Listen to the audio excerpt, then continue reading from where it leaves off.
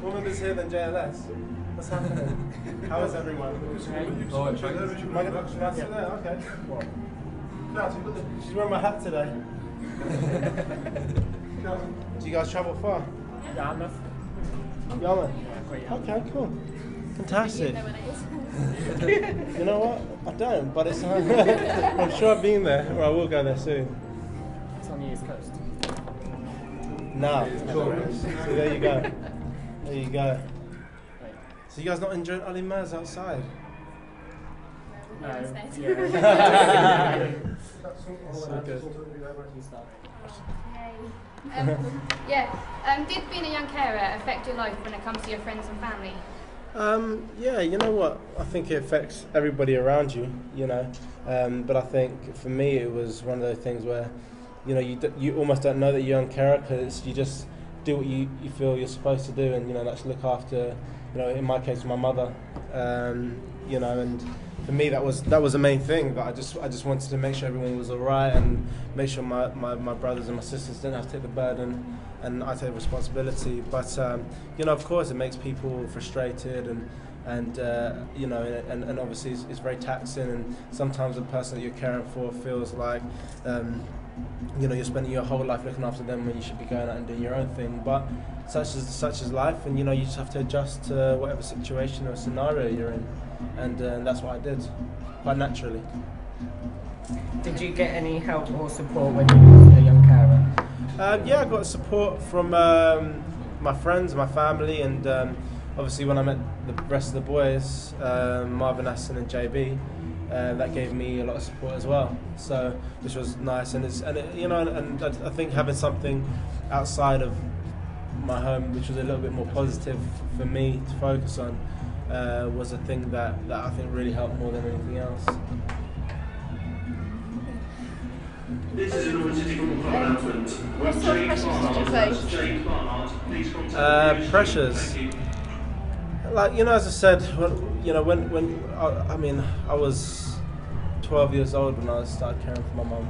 So, you know, at that time, I don't know if you really feel or know what pressure is. You just do what you have to do. I felt more pressure when I went into the X Factor and I wasn't able to be there as much as I was, and I had been for so many years. You know, I used to cook every day for my family, you know, clean, you know, do the washing up, you know, everything, look after my mum. And suddenly I was, you know, in the X Factor on this big TV show, and I couldn't get out of it. So, you know, I think I felt more pressure then, not being able to do all the things I was used to do. Did you ever just want a normal life? Because I feel that I just want a normal life because my mum's got MS and it pretty much controls our lives. Yeah. Well, I think the thing about it is that it's about facing reality.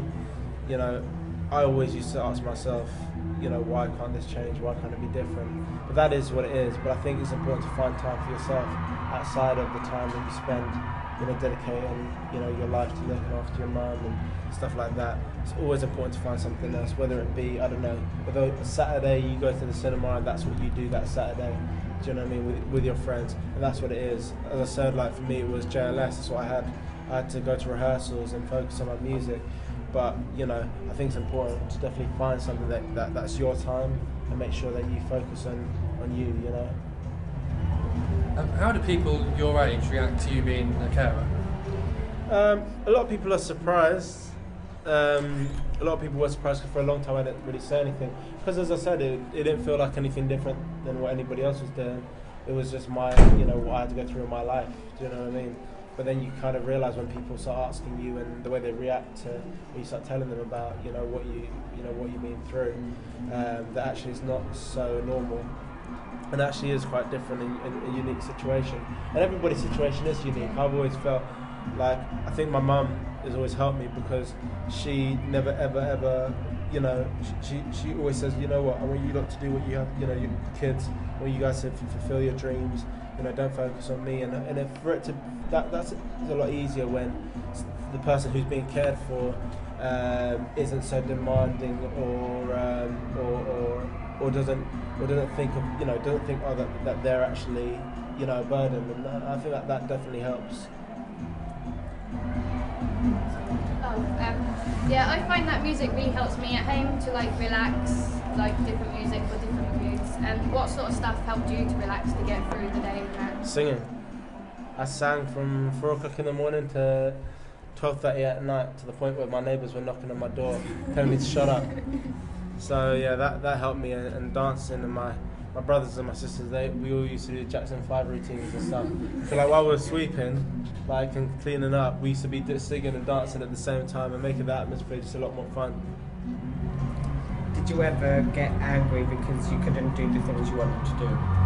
Yeah, definitely. I think there's times where you get down, you get angry, you get upset, and sometimes you have a little tear, you have a little cry to yourself, and that's all okay. And I think it's important to let out that emotion. You know, I don't think anyone can ever say that you should not be angry or should not be upset. You should not want more time for yourself, or you shouldn't want a different life. But you know, I think that's very, very normal. But at the end of it, just make sure you smile and, you know, get back up and go again and be like, you know what, I know what I'm doing here, I know what I want to do. And, you know, as I said, find time for yourself, you know, and make sure that the atmosphere is good for everybody that's living in your household.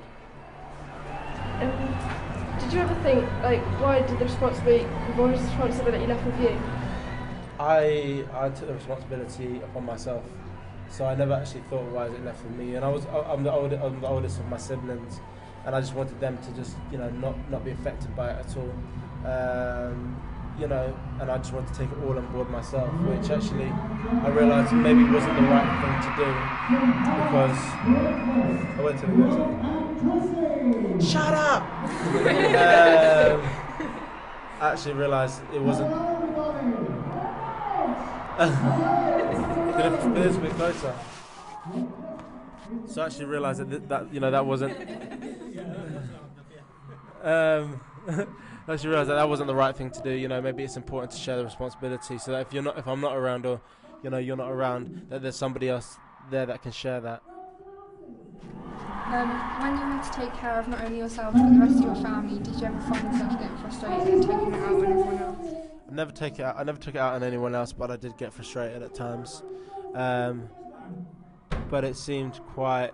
It just seemed quite natural for me to just do what I had to do. But I can understand why many people will get frustrated and you know, feel all the responsibilities on their shoulders. It's not an easy thing to look after another person, especially when you're a young person wanting to, you know, to do your own things and live your own life.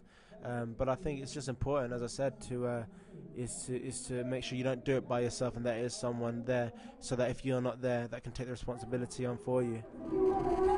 Our young carers groups have been cut. That helped all of us a lot, going to these groups. What sort of stuff got you through each day? Was it just the music and singing?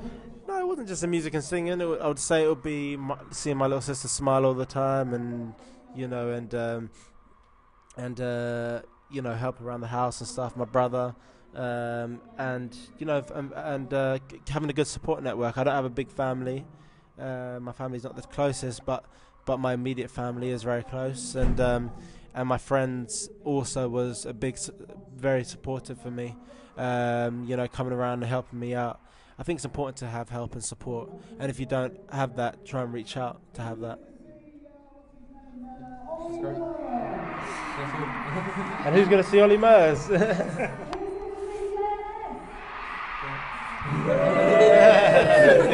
you guys excited? Yeah. Yeah? You know where he's sitting yet? We got, yeah, all seats. Okay, cool. We've all been given a pitch band, so. Oh, there you go. It's going to be good. Well, every seat in the house is a good seat. That's what I can guarantee. Trust me. What advice would you give to young people in that situation where their parents have been diagnosed with MS? Well, what advice I'd give to you know, carers who are looking after somebody is, like I said, you know, don't feel like you're the only one. There are others out there. Yeah, there are other people out there going through what you're going through. Just make sure that you know that, and make sure that you stay strong, keep smiling, and you know, and try and bring as much happiness and fun to the household as possible.